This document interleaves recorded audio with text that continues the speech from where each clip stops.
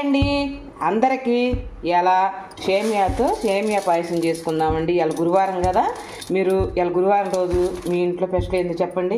నేనైతే ఒక కప్పు తీసుకున్నాను సేమియాలు. దానికి అలా ఒక గిన్నె స్టవ్ మీద పెట్టుకొని నెయ్యి వేసుకొని సేమియా జీడిపప్పు వేయించుకుందాం. ఓకే, ఫస్ట్ జీడిపప్పు ఇవ్వండి. నేను ప్రసాదం నైవేద్యం మామూలు ప్రసాదం కోసం చేస్తానండి. ఇంట్లో ఇంకా అయ్యేది అలా తాగుతాము. ఇలా గురువారం కదా, అందుకని ఇంకా సేమియా వేసేసుకుందాం. చాలు,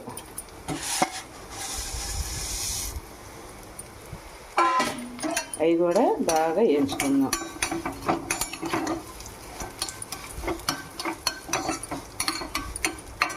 వేసుకుందామండి. ఏగినవి అదే మంచి కలర్ వచ్చేసినాయి చూసారా. ఇంకా తీసేసుకుందాం ఇందులోకి.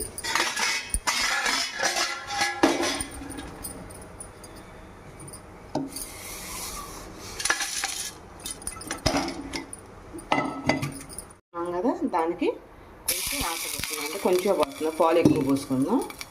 పాలు పోసుకుందాం దానికి సరిపోయి మోయినాక.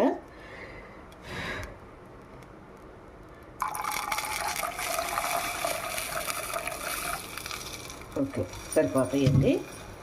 తిరుగుతున్నాయండి. మనం ఇంకా ఇదిగో యాలకుల పొడి,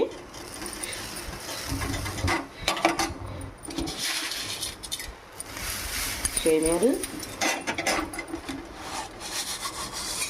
నెయ్యి ఎక్కువగా ఉన్నట్టుంది.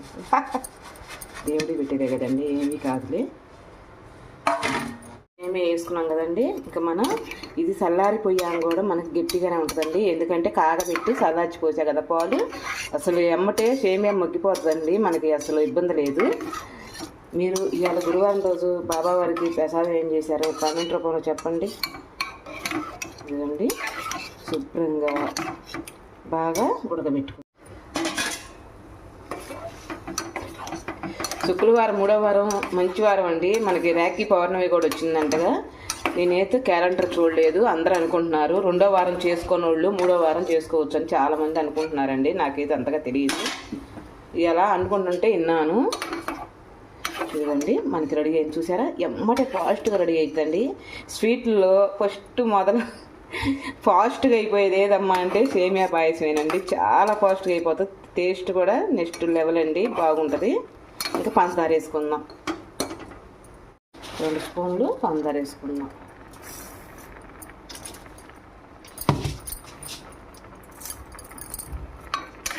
చాలండి.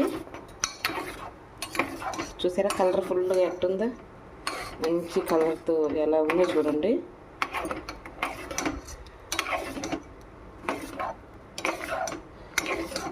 ఒక ఉప్పు వేసుకుందామండి. ఒక నలుసు ఉప్పు అండి. ఎందుకంటే ఏ స్వీట్లో సరే ఒక్కరు ఉప్పు వేస్తే దాని రుచి అసలు సూపర్గా ఉంటుంది.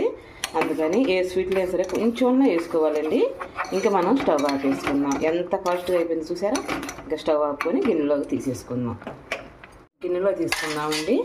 మనకైతే రెడీ అయింది వేడివేడిగా సేమియా పాయసం అండి.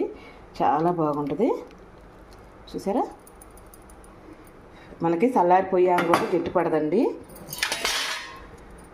ఇదిగండి వేడివేడిగా సేమియా పాయసం అయితే రెడీ అయింది చూసారా. ఎంత చక్కగా రెడీ అయిందో.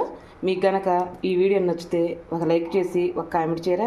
ఎంత చక్కగా వచ్చిందోనండి. మనకి గట్టి పడదండి. మనకి ఆరిపోయాము కూడా చాలా ఇలానే ఉంటుంది. మనకి ఎలా అయితే చేసుకున్నామో అలానే ఉంటుంది. ఇంక మనం దేవుడికి నైవేద్యం పెట్టుకోవాలి కదా. నేను ప్రసాదం దేవుడికి పెట్టేస్తున్నాను. ఓకేనండి. ఈ వీడియో నచ్చితే ఒక లైక్ చేసి ఒక కామెంట్ చేయరా. రేపు మంచి వీడియోతో మీ ముందరకు వచ్చేస్తాను. అంతవరకు బాయ్ అండి.